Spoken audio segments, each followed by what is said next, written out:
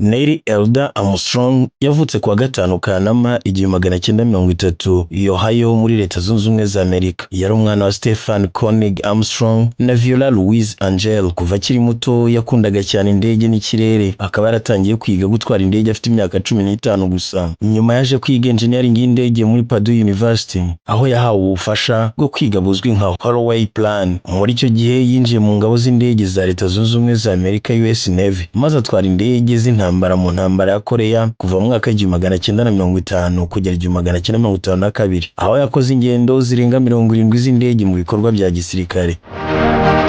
Mu myaka yakurikiyeho Armstrong yabaye umwe mu bapiloti bigerageza test pilot bakomeye cyane mu kigo cy'icyo gihe cyitwaga NASA, cyaje guhinduka NASA. Yatwaye indege zigerageza zirimo X-14, yakoraga ingendo ku muvuduko no ku butumburuke buhanitse. Mu mwaka w'1962 Armstrong yinjiye muri NASA Astronaut Corps, abumwe mu bantu batoranijwe bazajya mu mushinga wo kugera ku kwezi, Apollo Program.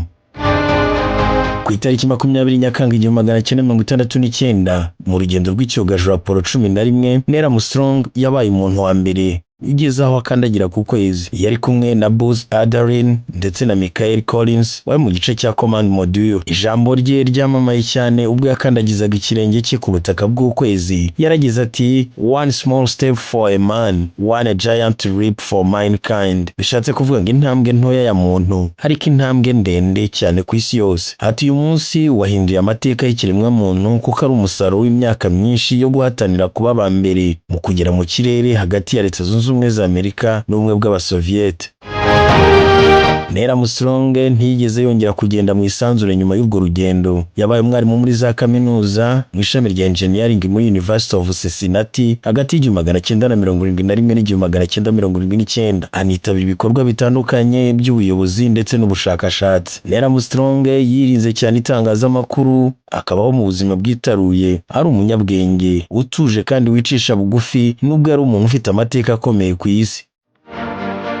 Neil Armstrong yatabarutse ku 25 Kanama muri 2012 azize ibibazo by'umutima nyuma yo kubagwa. Umurage we niwe muntu wa mbere wagiye ku kwezi, bikaba byaramuhesheje kuba mu mateka nk'umwe mu bantu bahinduye isura y'ubushakashatsi bw'isanzure. Yabaye icyitegererezo cy'ubutwari, ubwitange n'ubunyamwuga mu rugamba rwo guteza imbere ubumenyi n'ikoranabuhanga. Neil Armstrong yatangaje amahanga yose, atuma ibihugu byongera imbaraga mu gushora mu bumenyi, mu masomo y'ubumenyi n'ikoranabuhanga.